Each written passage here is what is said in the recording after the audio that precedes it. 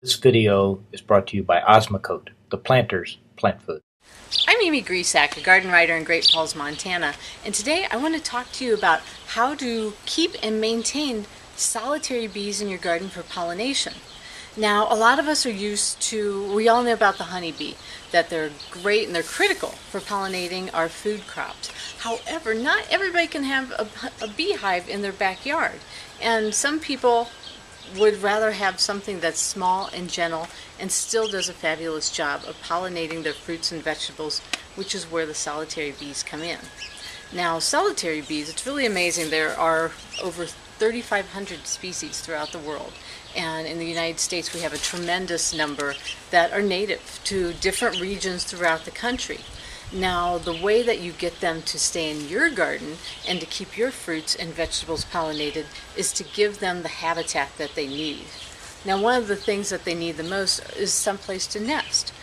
Some bees will find little nooks and crannies and crevices, and which solitary bees will do too, but whoops, some of these little simple nests are just an absolute ideal way to go, because they have these small tubes that the solitary bees need in order to go in there and to build their cocoons for the next generation, for the next season. So these little nesting boxes are really, really great. Some people do drill holes, for example, into blocks of wood, and those do work. The only thing is predators after the cocoons, after the bees, can also get in there. So after a few years, you can have issues with other insects and sometimes diseases being a problem in those types of boxes. Whereas these, which have kind of these temporary, almost disposable, and they're just cardboard, they can last for years, but if they become a problem, you can always toss them and bring in something new. So solitary bees aren't terribly picky. You can see this is a nesting box for leafcutter bees, which are a solitary bee that are prevalent in the summertime. They need those warm temperatures in order to hatch and to be out. And so these are the ones that are going to handle pollination of a lot of your summer vegetables. Now, the little box below me are for mason bees. So the tubes inside here are bigger to accommodate the mason bee, which is also called an orchard bee. And so they can go in there and build their cocoons, like I said, for the next generation. Really easy when you're setting up the bee boxes for the solitary bees. I'm just going to probably put this one up here. I want to keep it kind of at eye height so I can see what's going on. And see, the nice thing about the solitary bees is you don't have to worry that you're going to bother them and they're going to come out and sting you. They're really, really gentle. And one of the primary reasons is they're just, they just have this, and they're just going to, have their cocoons in here. Not a big deal. They're not storing up tons of honey and putting all these resources into a hive like honeybees are. So honeybees have something to defend. Solitary bees, they'll just tootle off and go find some more nectar. They're not going to bother with you. From people I've talked to about, the only time they do sting is if you squish them. And even so, I guess their venom isn't nearly as strong as a honeybee. So that is good to know if you're in an urban or suburban situation, or if you have people who have issues with bees. Not saying that somebody won't have a reaction, but it might be less harmful than a honeybee sting.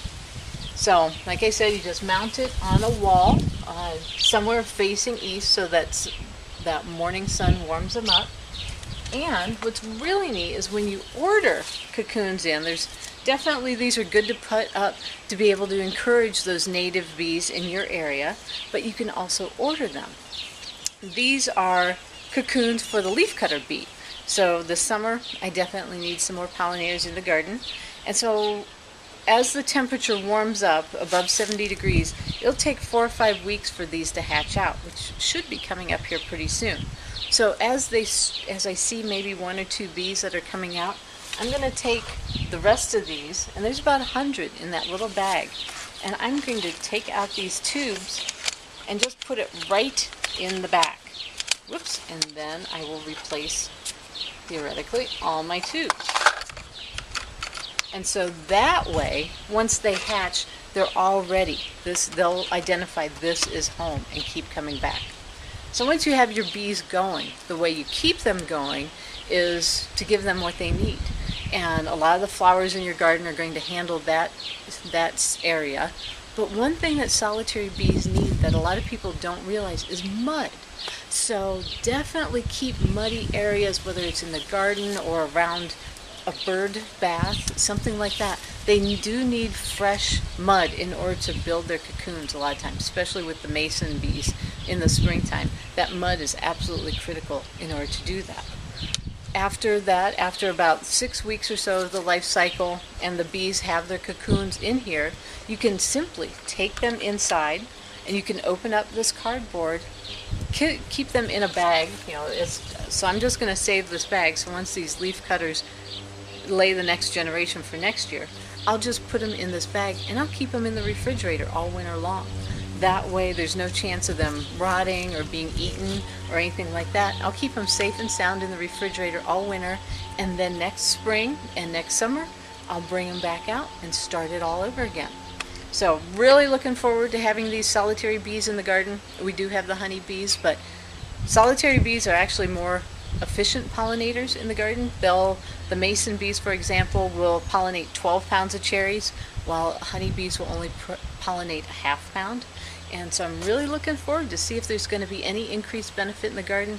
Plus, they're just fun to watch. They're really, really fun to watch on the flowers, and it's a bee that anybody can have, and I encourage everybody to give it a try.